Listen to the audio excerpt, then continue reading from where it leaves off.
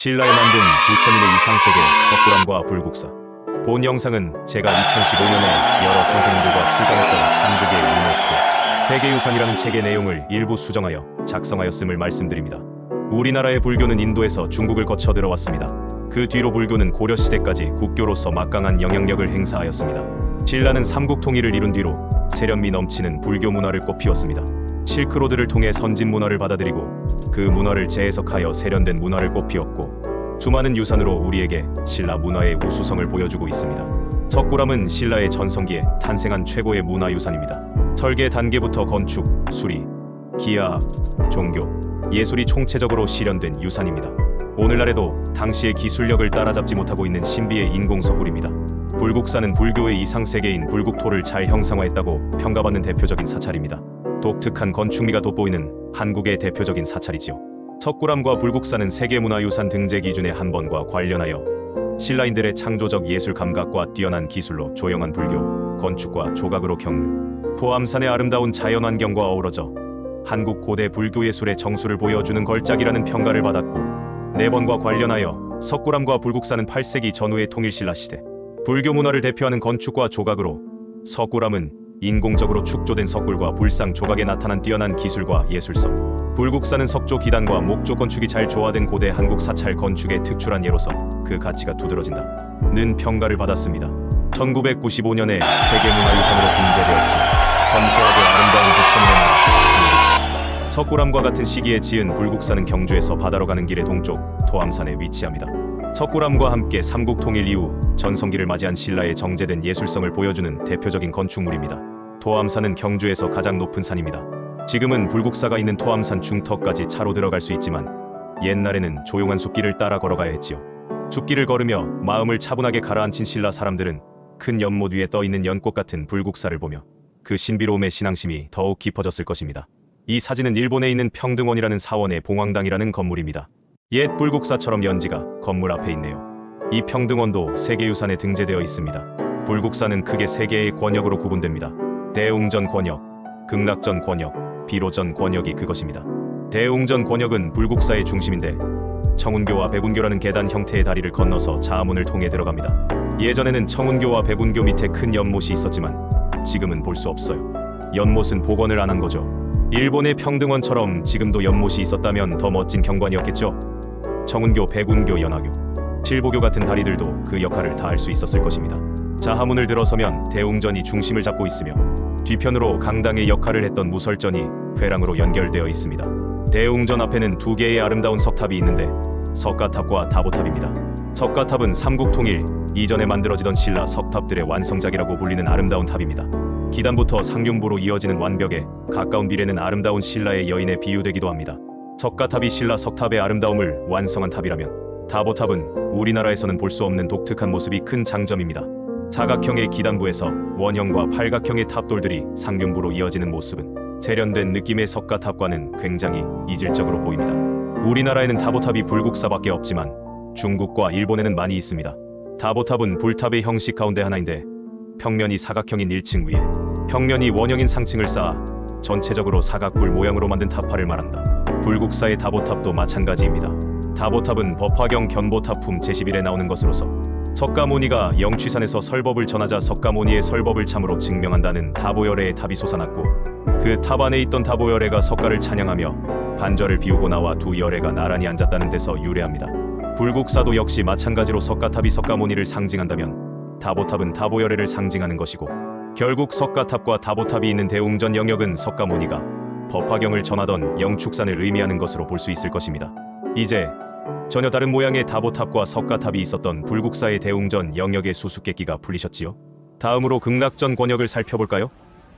대웅전이 법화경에 기반을 둔 석가모니 부처님의 영역이라면 극락전은 극락을 다스리는 아미타 부처님의 세계입니다. 비로전은 화엄경에 기반을 둔 광명의 존재인 비로자나 부처님의 세계입니다. 현세의 부처님과 내세의 부처님을 따로따로 모신 곳이지요. 불국사가 이렇게 다양한 영역으로 조성된 것은 당시에 유행하였던 불교 사상을 한 곳에 모아서 불교라는 종교를 통하여 국가 구성원의 일체감을 강화하려는 의도와 사찰의 구성을 보다 완전하게 하기 위한 것이라고 해석됩니다. 각 영역들을 회랑으로 구분하면서도 통합 배치함으로써 완벽한 불국토를 조성하려는 의도가 아니었을까요? 사실 이렇게 한 장소에 여러 사원을 두는 모습은 인도, 중국, 우리나라의 불교 사원에서 많이 볼 수 있습니다. 불국사는 불행히도 여러 차례의 화재를 겪었습니다. 그래서 목조 건축은 조선시대 이후에 다시 만들어졌고, 불에 타지 않은 석축 부분은 신라시대의 모습을 그대로 간직하고 있습니다. 불국사의 석축은 자연미와 인공미가 조화를 이루고 있습니다. 급사 목조 가구를 떠오르게 하지요. 인공적인 틀을 만들고 내부에 석체를 쌓았는데 자연석을 최소한으로 다듬어 사용했습니다. 석축만 봐도 신라인들이 얼마나 자연과 인간의 조화를 중요하게 생각했는지를 느낄 수 있습니다. 불국사의 석축은 경사면에 세워진 불국사를 수평으로 짓기 위해 쌓은 것입니다. 불국사의 석축을 측면에서 보면 비편으로 갈수록 높이가 낮아집니다. 인공적인 틀을 수평면으로 조성하지 않고 경사지게 구성하여 자연스러운 체감율을 느낄 수 있도록 하였습니다. 석굴 사원을 조성하라. 석굴은 많이 춥거나 더운 곳, 특히 건조한 지역에서 많이 조성합니다. 동굴에 부처님을 모신 석굴 사찰이 대개 인도와 중국의 건조한 지역에 있는 까닭이 바로 그것입니다. 인도의 아잔타 석굴이나 엘로라 석굴, 중국의 두낭 석굴이나 룽먼 석굴이 유명하지요. 사막에 있는 아름다운 석조 건축인 요르단의 페트라도 사실은 석굴입니다. 한반도에서는 동굴을 주거용으로 활용한 사례가 신석기 시대 이후로 거의 없습니다. 여러 가지 이유가 있겠지만 습기가 많은 한반도는 동굴 내부도 매우 습해서 사람이 머물기 적합하지 않은 경우가 많기 때문입니다. 게다가 대부분의 지질이 화강암이라 석굴을 만들기도 어렵습니다. 그래서 한반도에서는 청동기 시대 이후 동굴을 사람이 오래 머물지 않는 공간, 즉 음식물 저장소, 무덤 등으로 활용했습니다. 그런데 왜 신라인들은 굳이 석굴 형태의 사찰을 세웠을까요? 그것도 진짜 동굴이 아니라 인공 석굴로 사찰을 조성했을까요? 지금은 불교가 우리의 전통 종교처럼 인식되고 있지만 불교는 엄연히 인도의 종교이고 우리에게는 외래 종교입니다. 어떤 종교를 받아들인다는 것은 그 종교와 관련된 건축이나 사상도 함께 받아들인다는 것을 의미합니다. 불교의 종주국인 인도나 불교 문화를 전달받은 중국에는 있지만 한반도에는 제대로 된 석굴사원이 없었기 때문에 석굴암이 필요했던 것입니다. 이런 현상은 기독교가 우리나라에 들어오는 과정에서도 확인할 수 있습니다. 근대의 제도가 도입되면서 근대 서양 건축이 도입되는 것도 유사한 과정이었죠. 물론 창의적인 우리 선조들은 문화를 수입하면서 그 모습을 그대로 복사해서 조성하지는 않습니다.